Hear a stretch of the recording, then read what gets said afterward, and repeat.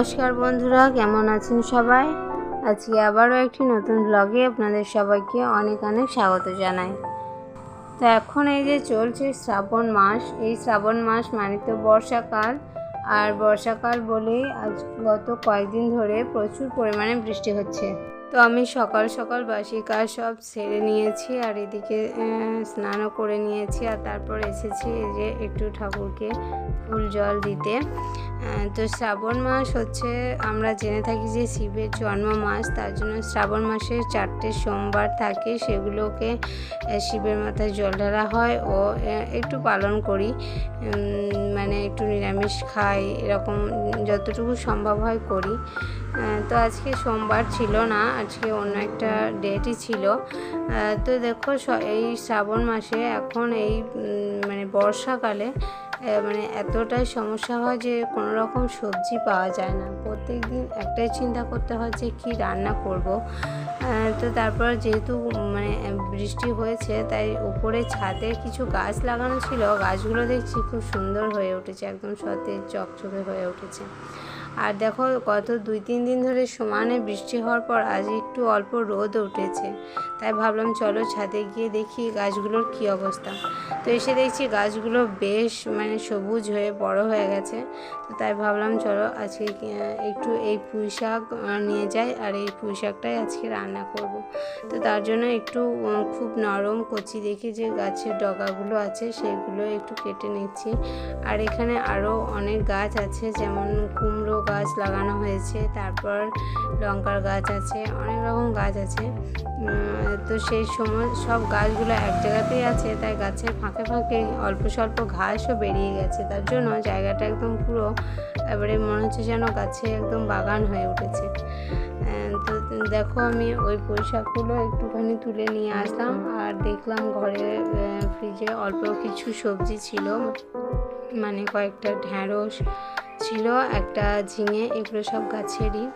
তো এই ঝিঙে ভেন্ডি এগুলো একটু মানে আমাদের গাছেই ধরেছিল, তাই খুব বেশি ধরেনি, অল্প কয়েকটা ছিল, তাই সেই কটা তুলে নিয়ে এসে রাখা হয়েছিল। আর কয়েকটা কিন্দুরিও ছিল, সেগুলোও আমাদের গাছেই ছিল ঘরে। তো ওইগুলো কয়েকটা তুলে নিয়ে আসা হয়েছে, আর ওইগুলো সব সবজি একসাথে পুঁই শাকের সাথে একটু চচ্চড়ি টাইপের রান্নাটা করব।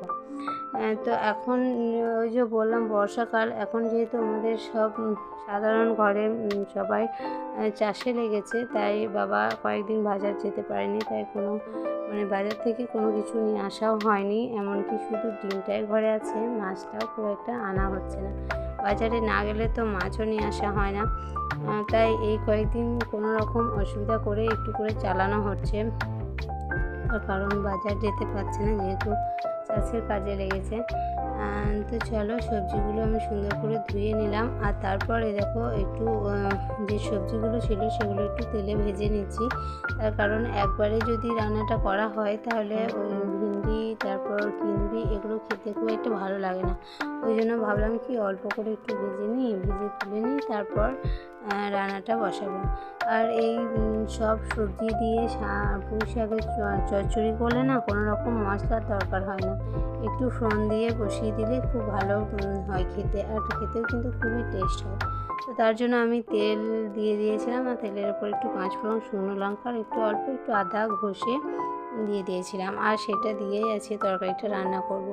কিন্তু এইভাবে রান্না করলে কিন্তু মানে বেশ খেতে খুব ভালোই হয়, এতে কোনো রকম প্রচুর মশলা যে বাটাবাটি করতে হবে বা মশলা লাগবে সেরকম কিন্তু কোনো ব্যাপার নেই। তো যাই হোক চলো আজকের এই রান্নাটা বসিয়ে দিলাম, তো এটা তাড়াতাড়ি হয়ে যাক, তারপর নামিয়ে নেব। তো সবগুলো একসাথে নাড়াচাড়া করে দেখো রান্নাটা প্রায় হয়ে এসেছে। তো চলো আজকে আর বেশি কিছু মানে রান্না নেই, এই শাকটা করব, আর অল্প একটু মাংস ছিল, তো সেটাই রান্না করব ভাবছি। তো চলো তোমরা দেখতে থাকো।